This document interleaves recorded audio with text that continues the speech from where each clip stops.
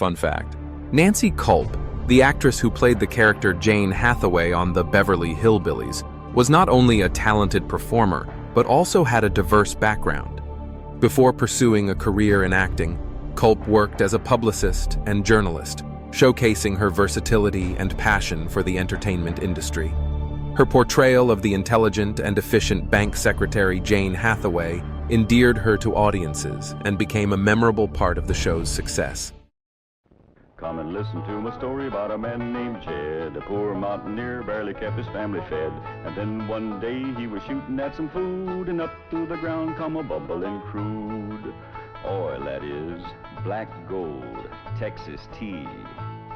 Well, the first thing you know, old Jed's a millionaire. The kinfolk said, "Jed, move away from there." Said, "California is the place you ought to be." So they loaded up the truck and they moved to Beverly Hills, that is, swimming pools, movie stars. The Beverly Hillbillies.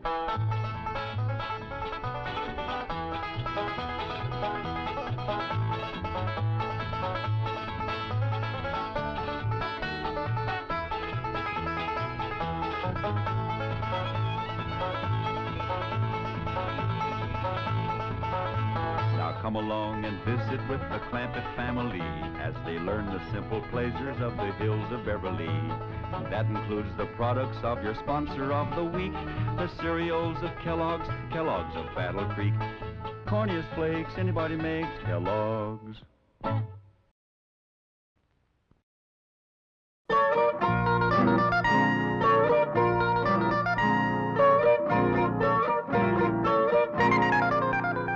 It's the first week of spring, and Granny's swamping up her tonic for to give to all the family and her kin. Though it tastes mighty bitter, it is good for man and critter, 'cause it gets your blood to running free again. Granny's brew, it's good for you.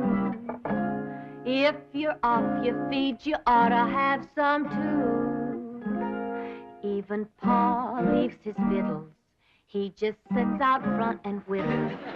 Cousin Jethro, he's a-sleeping in the shade. Instead of doing her spring cleaning, on her mop Aunt Pearl's a-leaning.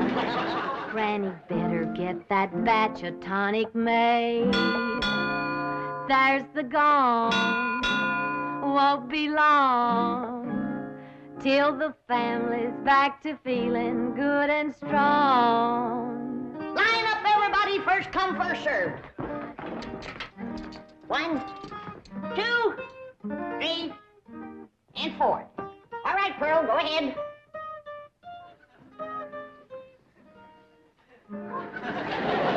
By rights, you should go first, Jed. You're the head of the family. Oh, no, Pearl, I ain't in no hurry. How about you, Willie Mae? Oh, no, Pa, I was the last one in. Do I take it this family don't want to take my tonic? Oh, no, Granny, it's good. Delicious. Well, then step up. Somebody be first. Pearl, go on ahead. Women and children first. That's the rule. That's the rule for fire, flood, and disaster. Well, it seems to me Granny's tonic ought to fit in there somewhere. I heard what you said, Jed Clampett. And just for that, when it comes your turn, you're going to get a double dose. Now, step up, somebody, and get at it. Hey, I got an idea. How about letting this little fella go first? He looks kind of puny. Yeah, he's been acting kind of poorly lately, Granny. Tonic him first, Granny.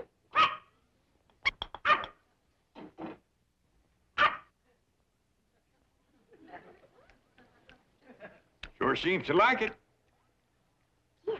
You want some more? No, I reckon that's enough for a little critter like him.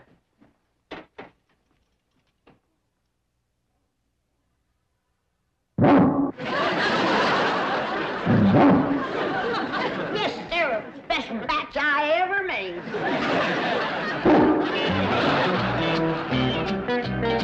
Miss Hathaway, these papers are ready for Jed Clampett's signature. Oh, incidentally, he did a fine job bringing his file up to date. Thank you, Chief. I'll be right in.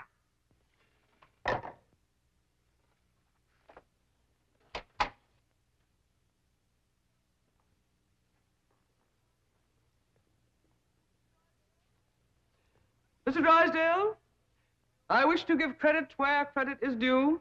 Most of the work on the Clampett file was done by Miss Buckles here. Hmm? Buckles? Who's she? A comparatively new girl, Chief. But already she has displayed those qualities so rare in the modern girl. Eagerness to learn, willingness to work, loyalty to the bank, devotion to duty. All right, all right. How much of a raise does she want? Oh, no, Mr. Drysdale. I didn't do it to get a raise. I did it because I'm sincerely interested in my work here, and I'm determined to become the best second best employee in your bank. You hear that, Chief? Rare devotion to duty. And Miss Buckles worked on the Clampett file in her own time. Very praiseworthy. All right, what's Mr. Clampett's present balance? $34,783,127.34. That's not including the oil deposit due today. Well, you are familiar with his file. I feel that a job worth doing is worth doing right. Unlike so many others, this girl is not here to find a husband. She is here to work, right, Gloria? Right, Miss Hathaway. You may call me Jane. All right. Take these up to Mr. Clampett. Now make sure he signs in all places indicated. Right, Chief. Miss Hathaway, your time is so valuable, and I know that Mr. Drysdale needs you. I would never be missed from the secretarial pool. Do you hear that, Chief? Is she a rare find? I just try to be like you, Miss Hathaway. Jane. Jane. Chief, if it's all right with you, she is familiar with the papers. Huh? Oh, fine. Yeah, fine. And Gloria. Yes. You must take my car. Oh, no, Miss Hathaway. Oh, tut, tut, tut. I insist.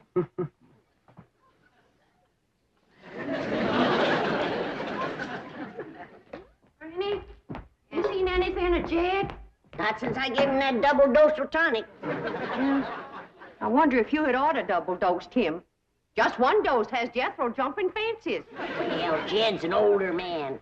He can hold his tonic. $34,783,127.34.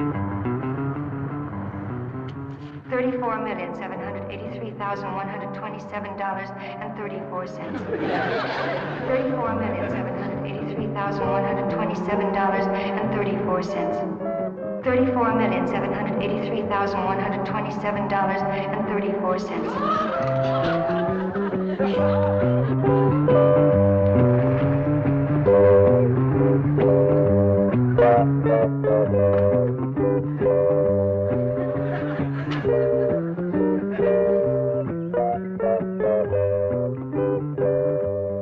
Howdy, ma'am. Well, how do you do? I'm Gloria Buckles from the Commerce Bank. Oh, it's mighty nice to meet you. I'm Jed Clampett. You? Yes, ma'am. But I was looking for a much older man. Ain't no older men around here. Might could scare you up one in the neighborhood. Seems to me I seen an elderly fella down the road a piece. No, I simply meant I couldn't believe that you were so young. Well, maybe it's 'cause I ain't. You look so young. You do look young. Is that a fact? He's holding his tonic, but that ain't all.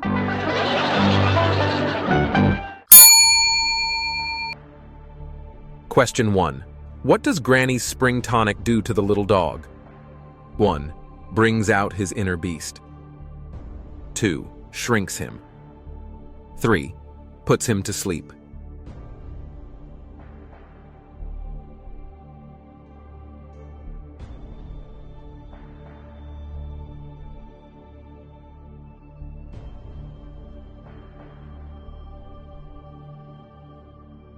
Question 1.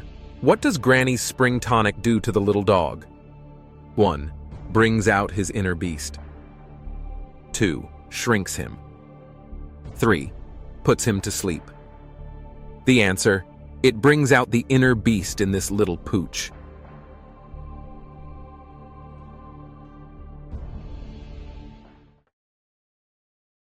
Tell you, Granny, I've seen it with my own eyes. That girl is young enough to be his daughter. And you say he gave her a hug? Grabbed at her like a crawdad grabs bait. That old mountain goat?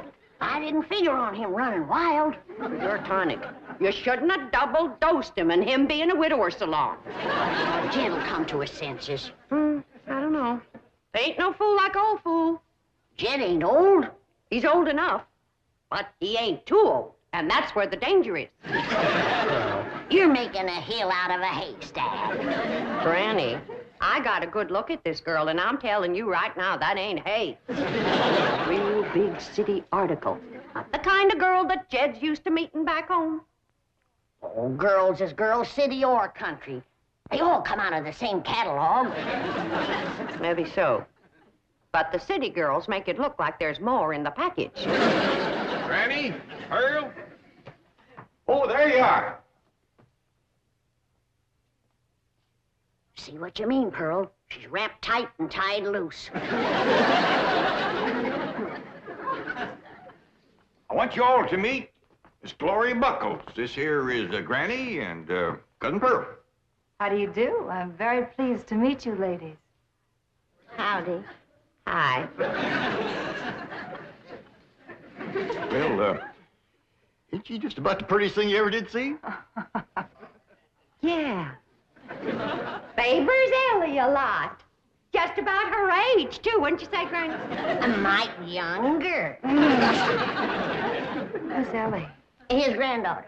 I mean, my granddaughter. She's Jed's daughter. Oh, are you married, Mr. Clanford? I'm a widower, ma'am. Yeah, poor old Jed. I reckon he's come for another dose of his lumbago medicine, Granny. I reckon. Poor old feller was up all last night with the misery. A moaning and a groaning and a walking the floor. Yes, the poor old fella is past the point where liniment does him any good. Slays his horse feet all bone. Now, girl, that's just about enough of that. You both know I never had a twinge of the miseries in all my life. Knock on wood. Pearl, his mind is wandering again. Ain't his fault, Granny. He missed his nap. I want to apologize for them two, ma'am. They both just think they're being funny. Well, I know what you mean. I have some elderly relatives like that myself. It's such a beautiful day. Why don't we go for a drive, Jed? Thank you, ma'am. I'd like that, Gloria.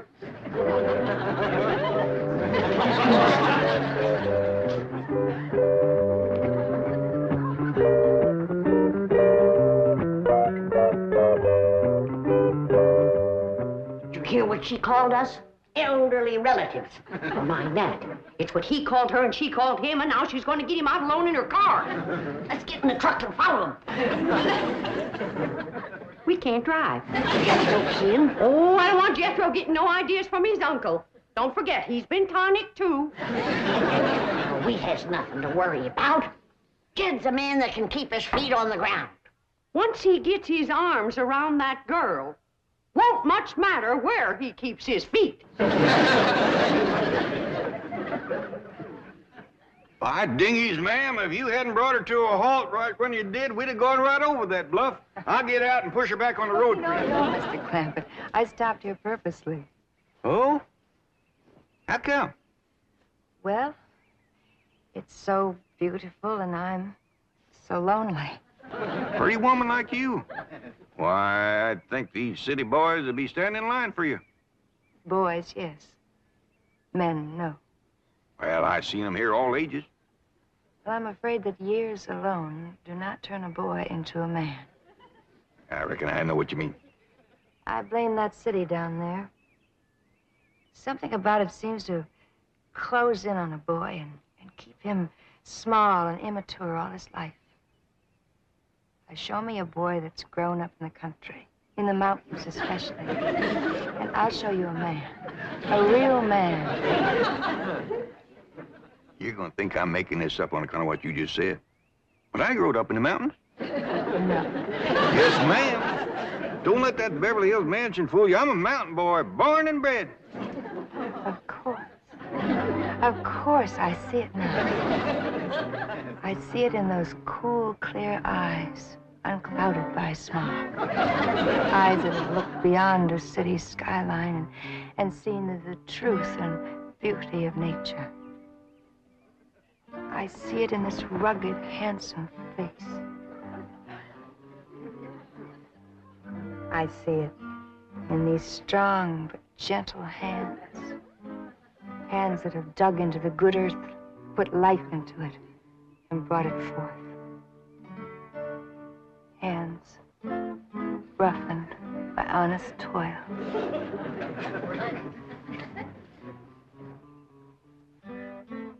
Take another look at the face. Did you see anything of them? Not a sign. Where could they be all this time?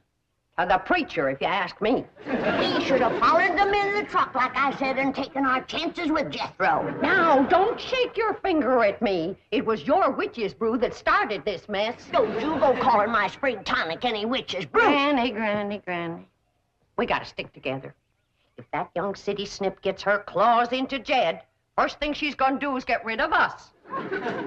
Oh, Jed wouldn't marry no city woman. Would he, Pearl?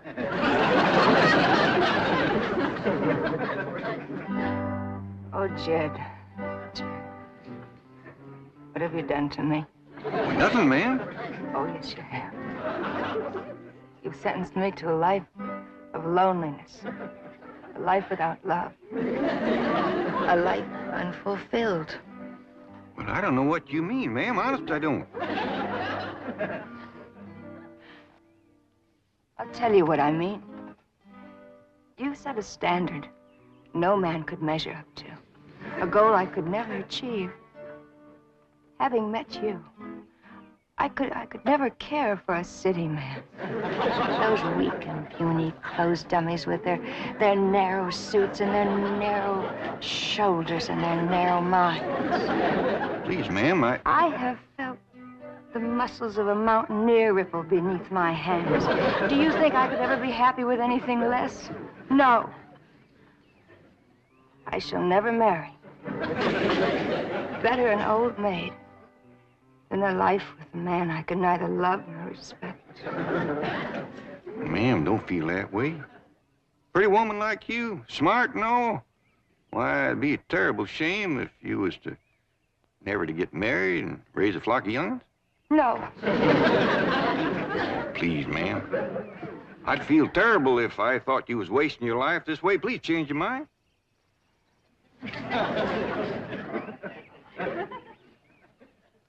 Well, Miss Gloria, if you're determined to marry a mountain man and none other, and unless you do it, your life will be ruined, maybe, and I get to know you better, I could find a way. Oh, Jed. Now, I ain't making no promises, but you set me to thinking.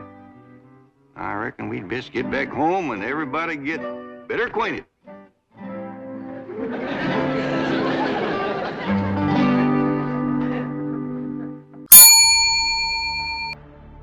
Question 2. What job did Miss Gloria do at the bank? 1. Janitor. 2. Account assistant. 3. Security guard.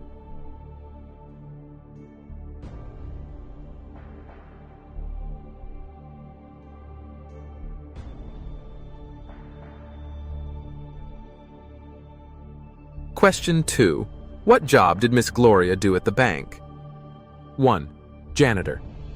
2. Account assistant. 3. Security guard. The answer, she is an account assistant in the accounting department.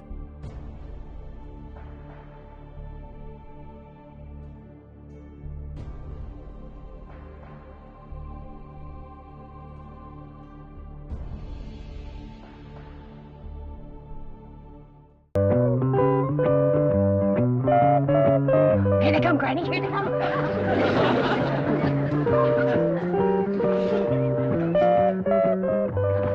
If she thinks that she's gonna throw us out, I'll fill her so full of buckshot. Where is that? He's coming up the driveway. Is they dragging tin cans behind the car? Tell me, put that gun away. This situation calls for brains, not buckshot. Spy on it, come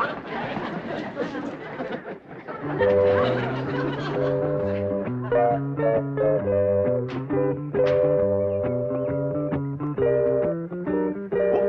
near forgot your pocketbook. Oh, those are some papers Mr. Drysdale wants you to sign. Well, come on, let's get in here and get busy. Got a lot to do with signing and dancing and getting better acquainted.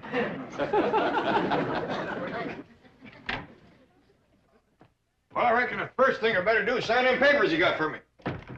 Yes, that's a good idea. Is she wearing a wedding ring? Wait till she gets her gloves on. Don't see one. Good. Then they ain't been to the preacher. What is all them, anyway? Well, now this transfers your money from one account to the other. And this is your last will and testament. They ain't been to the preacher, but they've been to the lawyer. And that's just as bad or worse. We gotta stop him. Oh, there you are, Jed. We've been looking all over for you. You give the doctor a terrible fright disappearing like that. Yeah, he was afraid you might have fell in the cistern again. What are you talking about? Why, Jed Clampett, shame on you. You know the doctor don't want you to have nothing sharp. Earl, what in the blue... No, don't get excited, Jed. Doctor says it ain't good for him to get excited. What do you... Oh, I almost forgot. Come on into the parlor. Got a surprise for you. Surprise? Hey, come on.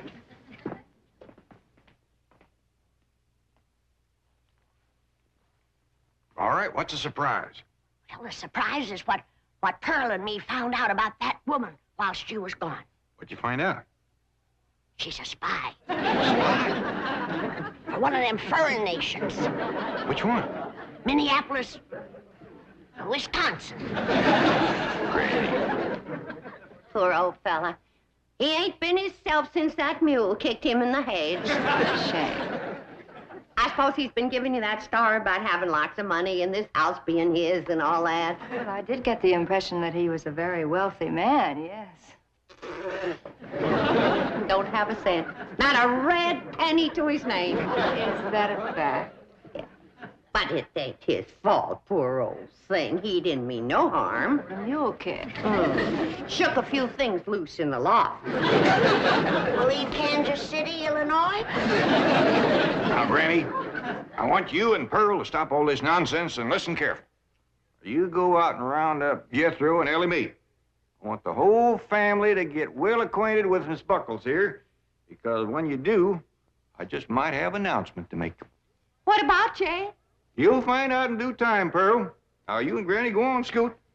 This beautiful young lady here is going to teach me how to dance city style. That's right, Mr. Drysdale. We didn't know who else to call. But we think this here woman's trying to get Jed's money. Well, she says her name is Gloria Buckles, but I don't know What? Oh, well, yes, sir. Yes, sir, we will. Bye. Mr. Drysdale must know that woman. He's a-coming right over. Paul gonna marry up with her? Oh, child, we hope not. We pray not. Why, Granny? Well, I got to look at her, and boy, she's pretty. Beauty is only skin deep, son. Well, she must have awful deep skin, because every place I could see was... Oh, now, Mr. Drysdale says we's to keep her here till he comes. I'll watch her, Ma. You want your car. How about I throw a down set on her? Good idea. I'll sit with you. No, Jed ain't gonna hold still for nothing rough. Now, Ellie, you and Jethro keep an eye on things. Granny and me's gonna do some plotting and thinking.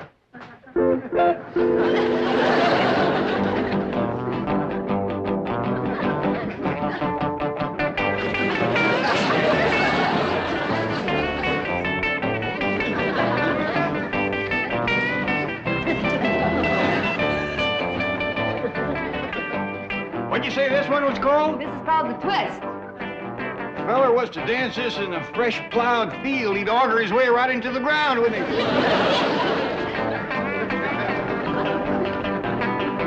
Hey, Jethro, come on in. You want to dance?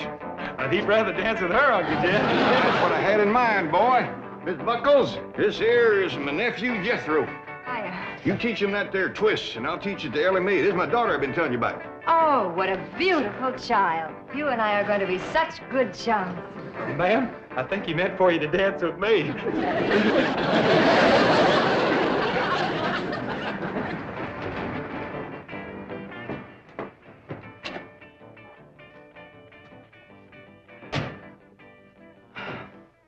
We're in time, Chief. There's my car. Yes. Now, where's your protege? That loyal, devoted, hard-working gold digger. I still can't believe it. So shy, so retiring. She'll be retiring if she hooks Jed Clampett.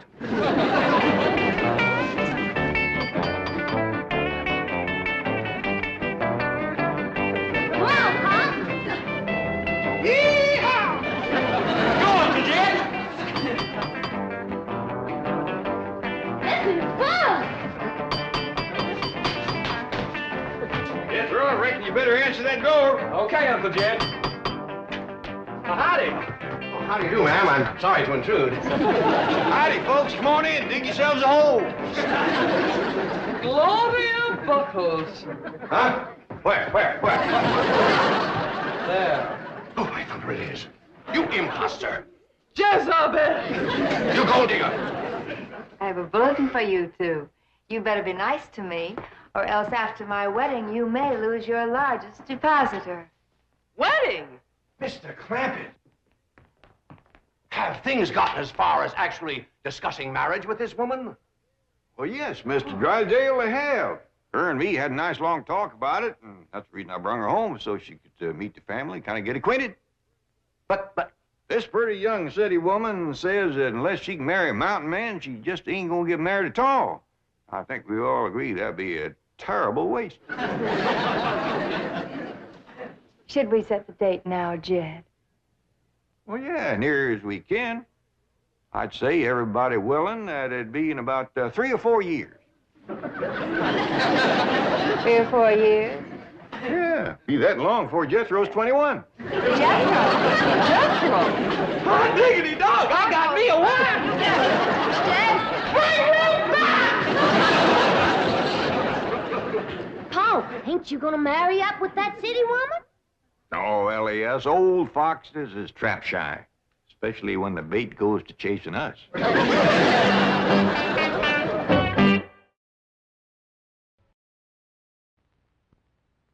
Oh, sure nice to have your tonic in the spring. Makes a fella whistle and makes you want to sing. But for everyday pleasure, the recipe it takes is a great big bowl of crispy corn flakes. Kellogg's, that is.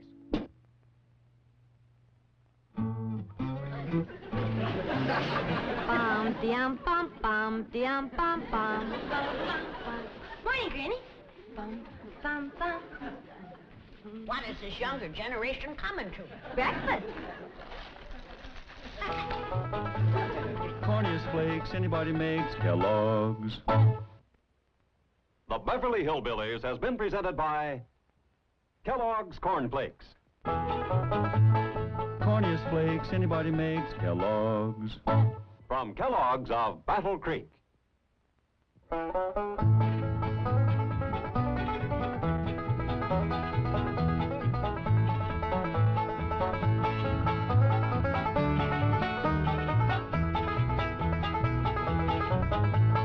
now it's time to say goodbye to Jed and all his kin. They would like to thank you folks for kindly dropping in. You're all invited back next week to this locality to have a heaping helping of their hospitality. Hillbilly, that is.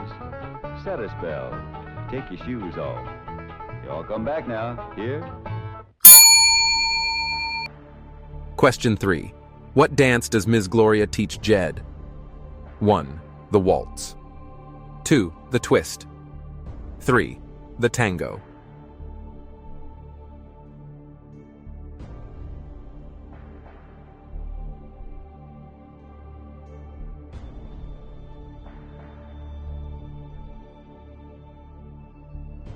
Question 3. What dance does Ms. Gloria teach Jed? 1. The waltz. 2. The twist. 3. The tango. 3. The tango.